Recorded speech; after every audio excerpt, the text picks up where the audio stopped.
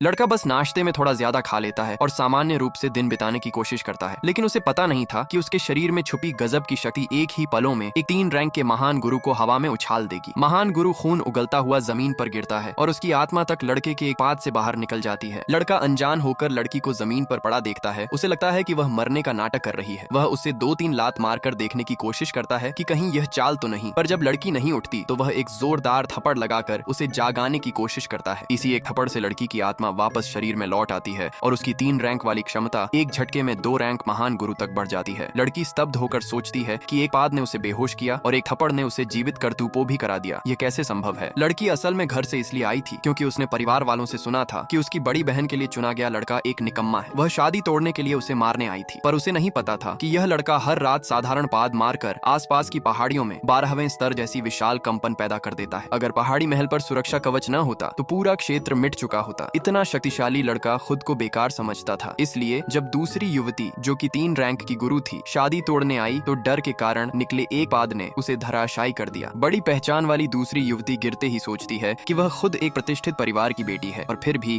लड़के के पाद को नहीं झेल सकी। दूसरी युवती जब समझती है कि लड़का कितना भयानक शक्तिशाली है तो वह शादी तोड़ने की हिम्मत नहीं करती। उसे डर है कि कहीं लड़का गुस्से में उनके पूरे परिवार को न मिटा दे। लेकिन तभी उसकी बड़ी बहन खुद ही शादी तोड़ने आ जाती है। वह आते ही घमंड में डूबी हुई लड़के के परिवार को नीचा दिखाने लगती है। यह देखकर दूसरी युवती भीतर तक डर जाती है और मन ही मन सोचती है कि अगर लड़का गुस्से में आया तो यह पूरा परिवार एक पल में खत्म हो जाएगा। बड़ी बहन ताना मारती है कि अगर दूसरी युवती को लड़का इतना पसंद आया है तो वह खुद उससे शादी कर ले। दूसरी युवती उत्साह में कह देती है कि वह तैयार है क्योंकि उसने अभी अभी उसकी भयानक शक्ति को अपनी आंखों से देखा था। लेकिन दूसरी युवती की मां घोषणा करती है कि वह पहले ही उत्तर सीमा के राजा के वारिस को वचनबद्ध की जा चुकी है। अब अगर लड़का उसे शादी में ले गया तो उत्तर सीमा का राजा पूरा परिवार मिटा देगा। लड़का तब जान पाता है कि उत्तर सीमा के राजा के पास 80 लाख सैनिक हैं और यह सुनकर डर के मारे घर में भागकर हथियार ढूंढने लगता है। पर जिन्हें वह कबाड़ समझ रहा था वे प्राचीन काल की दिव्य वस्तुएं निकलती हैं जिनमें दुनिया नष्ट कर देने भर की शक्ति थी। दूसरी युवती यह देखकर कांप जाती है और सोचती है कि अगर लड़का इन्हें युद्ध में ले जाएगा तो 10 उत्तर सीमा के राजा भी उसके सामने नहीं टिकेंगे। लेकिन जब लड़के ने उत्तर सीमा के राजा को दरवाजे पर देखा तो डर के कारण बोला कि दूसरी युवती जाकर राजा के वारिस से शादी कर ले। दूसरी युवती ने इसे गलत समझा और लड़के के साथ भागने को तैयार हो गई। वह कहती है कि एक शक्तिशाली परिवार बहुत प्रभावशाली है और वहाँ शरण मिल सकती है। लड़का इसे जीवन का सहारा मानकर वहाँ पहुँचता है, लेकिन पहुँचते ही पता चलता है कि उस परिवार का बुजुर्ग मर चुका है और उत्तर सीमा का वारिस वहीं मौजूद है। लड़का डरना चाहता है पर दूसरी युवती कहती है कि अगर वे बुजुर्ग को जीवित कर दें तो पूरा परिवार उनका आर्नी हो जाएगा।